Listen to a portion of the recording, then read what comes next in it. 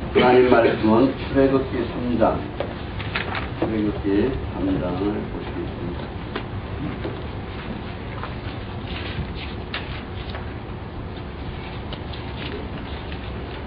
10절로 14절까지 공독합니다.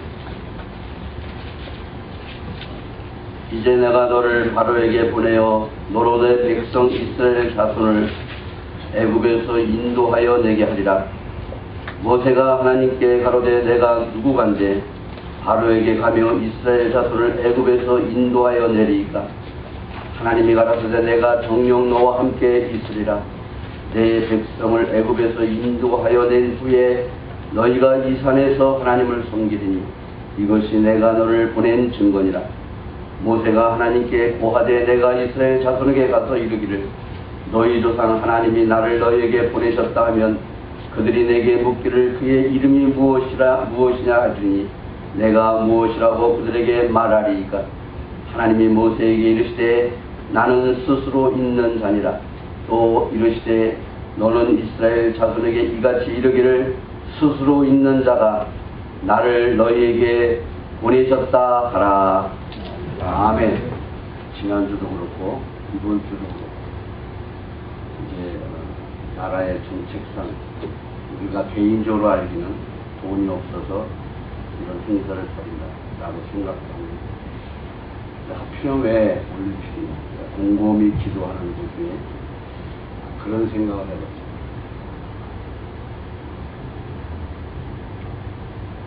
이 올림픽이라는 자체, 저는 그렇게 생각합니다. 하나님의 언약으로 드려지는 예배가 어디에 많을 것인가 하니까 그 한인타운밖에 없는 것 같아요. 그래서 하나님 앞에 상가해야 되는 예배가 오늘날에 과연 몇 개나 될 것인가 생각을 해봐요. 그래도 우리 한국은 하나님께로부터 마지막 때의 택함을 받은 민족이고 나름대로 하나님 앞에는 충성과 하나님을 사랑하는 그 경외하는 마음으로 제사를 드리는 것이 한인타운인데 왜 하필이면 LA가 한인타운의 올림픽을 중심으로 할 때 이런 일이 있습니다. 물론 여러 가지로 뭐 행사를 함으로 돈으로 함으로 다 되겠지만 저는 개인적으로 나름대로 생각할 때 이것들을 움직이는 것이 이 나라의 유대인들이 아닌가. 영적으로 자신들도 알지 못하게 이 주일날 예배를 방해하는 것이 이들이 아닌가 이런 생각도 해봤습니다. 그래서 저는 그렇게 기도했습니다. 하나님, 이 땅에 하나님께로부터 언약적인 예배가 드려지지 않는다로 이 LA는 벌써 망했을 텐데 하나님께서 하나님이 하나님의 택한 백성들을 통하여 언약을 믿고 예배드리는 교회가 있기 때문에 이 교회가 이 LA가 아직도 이렇게 존재하고 있는데 이것을 방해하는 원수들, 이것들이 오늘 역사하는 어둠의 영들이라 하면 예수의 이름으로 저주를 받게 하셨고 강하게 오늘 기도를 드렸죠. 저는 그렇게 생각을 합니다. 하나님은 언약대로 이루신다. 모세에게 나타난 창세기 3장 1절에 보니까 내가 너에게 나타난 이유가 뭐냐? 내가 네 조부 아브라함에게 이삭에게 야곱에게 언약했기 때문에 내가 너를 택했고 내가 너에게 나타났다 이렇게 말씀하고 있습니다. 하나님께서 오늘 아담의 범죄로 인하여 이 세상의 모든 죄악을 소멸한 때가 있었습니다. 의인의 가정 노아만 빼놓고 그 가정에게 하나님이 언약을 하기 시작합니다. 무엇으로 언약을 하냐면 무지개로 언약합니다.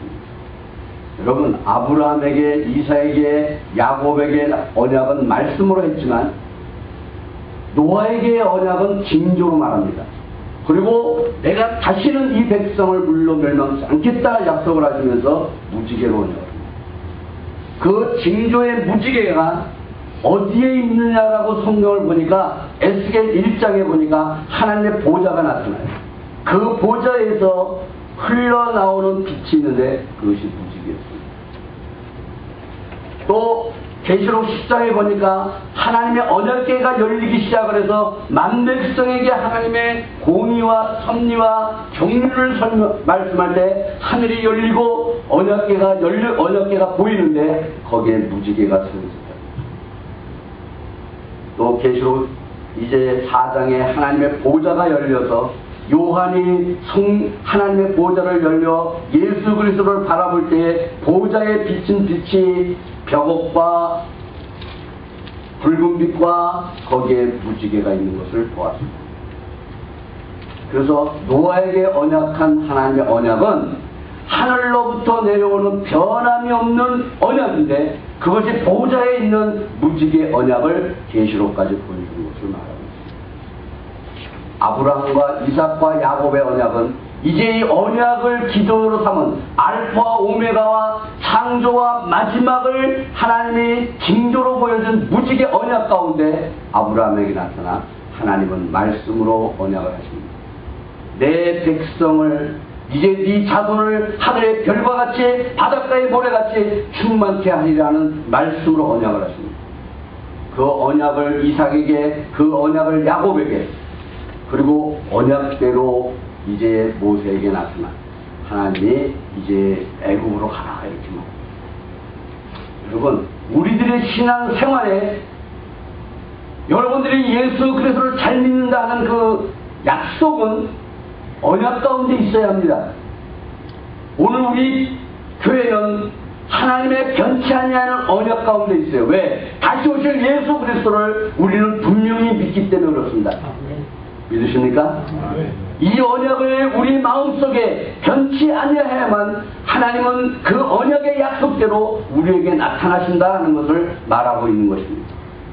그래서 이제 하나님은 오늘 우리들에게 복을 주고자 하는 것은 언약대로 주신다는 거예요. 약속대로. 여러분, 그 문서가 성경인 것입니다. 계약을 잘 써서 그 계약서대로 행하면 두 번째 계약은 있습니다. 또 그대로 잘 이행된 사람은 세 번째, 네 번째 어떠한 계약을 쓴다 할지라도 그 계약대로 믿고 기다릴 수 있으며 그 계약대로 그때를 알 수 있는 것이에요. 그것이 바로 하나님이 오늘 우리에게 준 문서가 된 성경인 것입니다. 성경 안에 말씀이 있고 성경 안에 오늘 인생의 과거가 있고 성경 안에 우리 인생의 현재가 있고 미래가 있습니다. 더 나아가 보니까 성경 안에 오늘의 내 국가가 있고 내 민족이 있더라는 거예요. 더 나아가 보니까 성경 안에 이 세계가 있다는 것입니다. 세계의 과거, 현재, 미래까지 하나님은 문서로 기록되어 있다. 가장 보는 문제는 문서를 보지 못하는 것은 소경이고 문서를 볼 줄 아는 사람은 눈뜬자라는 것입니다. 많은 사람들이 예수님 앞에 성전 안에 경배하고 성전을 연구했다 할지라도 예수님이 그들에게 하는 말이 있습니다. 너희가 소경이었다라고 좋았을 뻔했는데 차라리 내가 보지 못한다고 말했으면 좋았을 텐데 본다고 하니 너희 죄가 크다라고 말하고 있는 것입니다. 오늘 우리는 성경이 바로 보이는 것은 언약을 바로 볼 줄 알아야 하는 것입니다. 그래서 이 언약 가운데 이제 모세가 하나님께로부터 나타납니다. 여러분, 택한 자라 하는 것. 두 번째로 고통을 당하는 이스라엘 백성들에게 하나님께 나타나기 시작합니다. 누구에게 나타났냐면 모세에게 나타나기 시작합니다. 여러분, 고통은 오늘 이 세상이 괴로운 것 같지만 고통은 하나님께로부터 응답받는 통로입니다. 그 고통이 있어야 우리는 기도하게 돼 있어요. 고통이 있어야 간절히 부르짖게 돼 있습니다. 더군다나 영적인 고통이라는 건 하나님과의 상달되는 귀한 복이에요. 오늘 이 이스라엘 백성들이 간절히 하나님께 부르짖습니다. 왜 부르짖냐? 하나님을 알기 때문에 부르짖어요. 또 하나님의 언약을 믿기 때문에 부르짖어요. 다른 건 없습니다. 하나님을 섬기는 법도 없고 하나님을 섬기라 하는 어떤 율법도 없습니다. 그들은 애굽 가운데서 이제 오직 구전으로 내려왔던 우리 조상 아브라함에게 이러한 400년 동안의 고통 속에 우리를 위하여 나타날 구원자라는 그 응답을 하나님이 한다는 것밖에 없었어요. 그들이 고통 속에 부르짖는 것입니다. 하나님은 고통 가운데 그들을 놔두기 시작합니다. 왜 그랬냐? 여러분, 고통 중에 기도의 응답은요, 체험과 확신과 능력입니다. 이것이 없으면, 고통이 없으면 하나님의 능력이 나타날 수가 없어요. 내가 힘든 일이 없다면 우리가 기도하지 않습니다. 왜? 그것은 하나님이 나타나지 않겠다는 것입니다. 그래서 때로는 우리가 고통이라는 건 하나님께로부터 응답이 오는 하나님의 축복의 역사구나 하는 것을 우리는 믿음으로 가지셔야 됩니다. 여기에서 기도의 힘이 나오고 여기에서 기도의 권세가 나오는 것이고 거기서 하나님의 살아계신 능력이 나타나는 것입니다. 그래서 시편에 보니까 하나님께서 이제 이스라엘 백성이 그래요. 내가 너의 고통을 아는 다윗에게 말합니다. 또 보니까 많은 백성들이 하는 말이 이사야 40장에 보니까 하나님의 종들이 부르짖는데 이들의 고백이 어떠냐면 하나님이 우리 기도를 듣지 아니하십니까?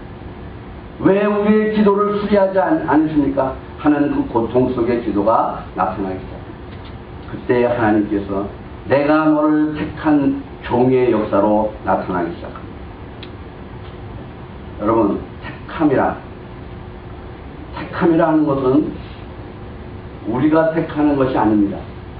택함은 강한 자가 선택해 주는 게 택함이에요. 믿습니까? 약한 자가 택한 들 아무 힘이 없어요. 강한 자만이 택할 수가 있는 것입니다. 하나님이 택한 종, 사람이 택한 사람, 두 가지가 있어요. 오늘 우리가 잘 아는 사울이라는 사람을 보십시오. 이 사람은 불순종하죠. 그 원리 자체가 달라요. 여러분, 가라지와 이삭은 자랄 때는 비슷해요. 비슷합니다. 그런데 나중에 보면 그 원리가 다른 것이 나타나기 시작합니다. 원리가 다르다 하는 것은 그 씨가 다른 것입니다. 가라지는 아무리 모양을 내려고 해도 씨 자체가 다르기 때문에 안 되는 것입니다.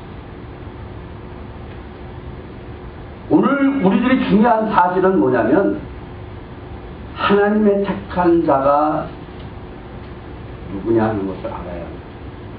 사울이 오늘 사무엘이라는 하나님의 종을 통하여 선택이 됩니다.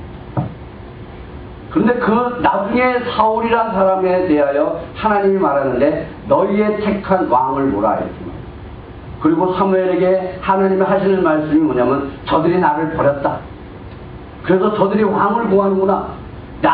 저들의 왕은 나인데 왜 저들이 왕을 구하나? 저들이 나를 버렸다. 하나님이 사무엘에게 말합니다.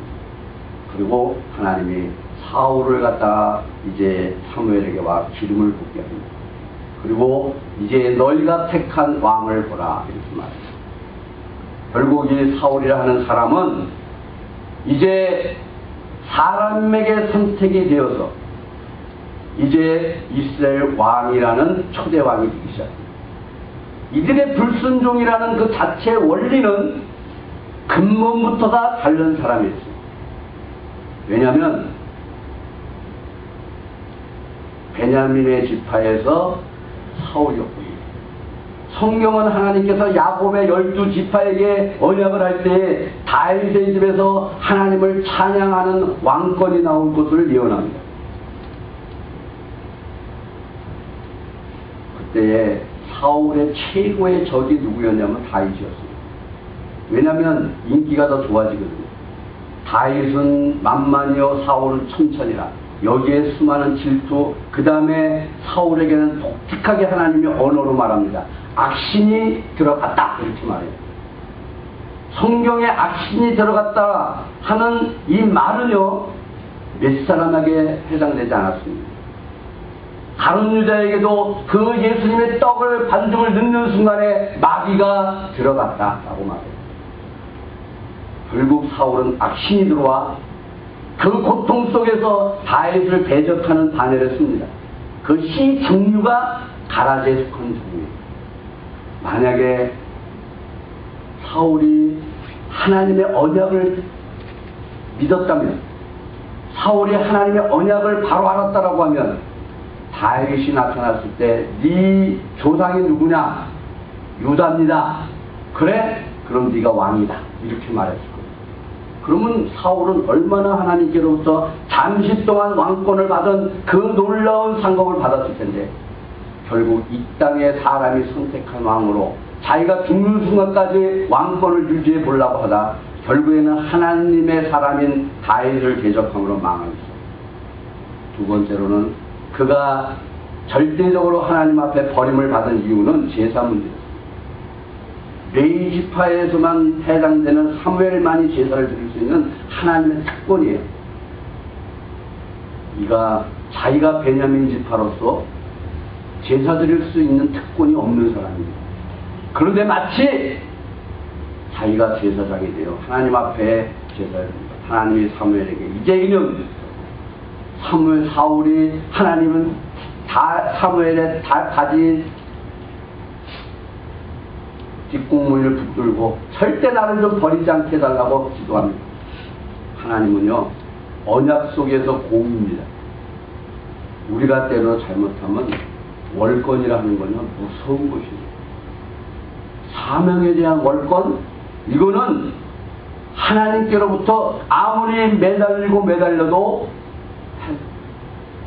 용서받을 수 없는 마지막에 이 본문을 가지고 예수님께서 한마디 하시는 것이 그것이 뭐냐면 성령을 회방하는 죄는 절대 사함이 없다라고 말합니다. 여러분 중요한 사실들은 우리의 죄는 얼마든지 하나님 용서합니다. 천하의 어떤 죄라도. 그런데 하나님에 대한 언약에 대한 배신, 언약에 대한 월권은 하나님이 용서치 않는 것입니다. 그래서 오늘 저는 그렇게 생각을 해봤습니다. 아하, 오늘의 이 유대인들이 왜 하필이면 한인타운을 중심으로 해서 이러한 행사를 벌이나? 마라톤이 없어지는가 했더니 또 이런 행사를 벌여? 나름대로 하나님께로부터 제가 그런 생각, 아하, 아직까지 하나님은 이 LA 한국 사람을 통하여 하나님은 언약 속의 예배를 받고 계신다. 저는 그렇게 믿었습니다. 믿습니까? 이 언약 속에 드려지는 예배를 마귀들은 방해하기 위해서 오늘에 이렇게 나간다는 것입니다. 그래서 저는 그렇게 기도했습니다. 사탄아 물러가라. 여러분 우리가 드려지는 예배에 결단코 소홀히 하지 마시기 바랍니다. 아멘. 예배는 생명인 것입니다. 아멘. 이제 내년 만약에 혹시 이런 행사가 있다라고 하면은 오늘 우리 집사람도 늦게 왔고 딸내미도 늦게 와가지고 조금 전에도 분이 막 이렇게 올라왔다가 여기 있으니까 하나님 딱 사버렸습니다. 아멘. 왜 그런 줄 아세요? 왜?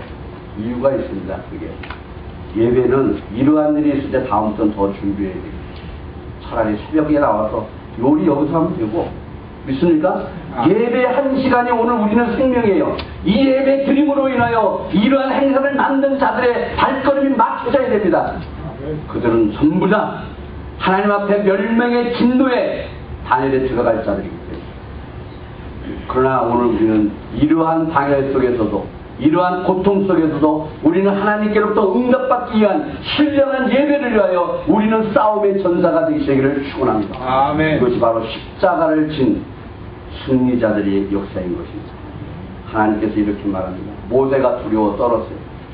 내가 저들에게 가면은 너에게 말하는 자가 누구냐? 이렇게 물어볼 텐데 나는 그들에게 뭐라고 말해야 됩니까? 제일 두려운 얘기죠.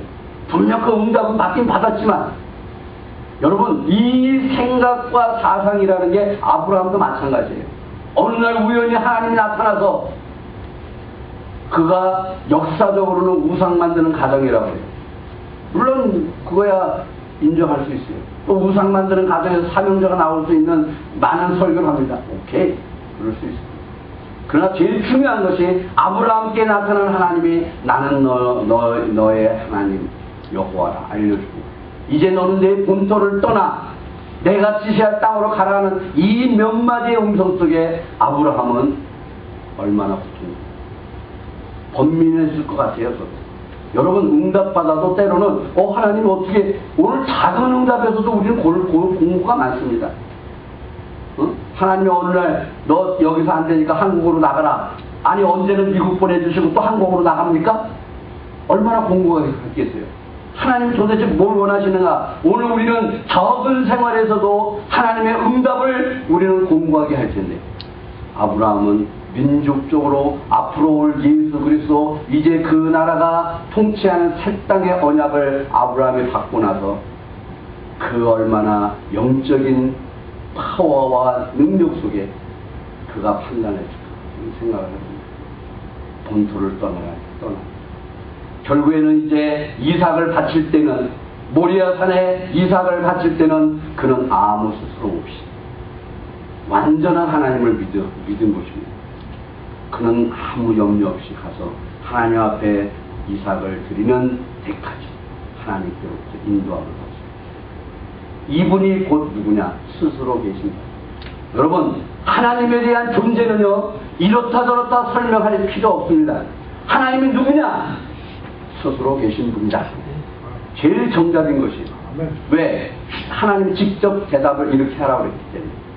이 외에 무슨 하나님이 필요합니까? 있습니까? 2000년 전에 성령의 불길로 역사했던 그 불의 역사가 지금은 있다 없다? 병든 자를 고쳤던 하나님의 역사가 과연 이것이 하나님이 했느냐 안 했느냐? 오늘날에는 이만큼 타락된 세상으로 왔습니다. 영계는 그렇습니다. 오늘 하나님은 이 세상은 하나님이 없다 하는 대로 가고 있습니다. 그 가운데 우리는 하나님의 언약을 잊지 아니하는 하나님의 백성들이 되시기를 축원합니다. 하나님은 언약대로 인도하십니다. 왜냐하니까 노아에게 언약한 무지개의 약속이 계시록에 주님이 오셔 그날까지 하나님의 언약대로 역사하시는 아버지가 이제 앞으로 올 우리의 미래로 올 천년왕국 새 시대까지 하나님은 이미 언약을 하셨다는 것입니다. 우리는 보지 않았고 우리는 아직 다가가지 않았지만 우리가 분명히 믿는 것은 하나님의 말씀으로 기록된 오늘의 우리들의 언약으로 기록된 말씀에 오늘 우리는 그 마음을 다하고 뜻을 다하고 중심을 다하시기를 축원드립니다. 승리하시기를 바랍니다. 오늘 우리 옆분들 얼굴 보시면서 승리합시다. 기도하겠습니다.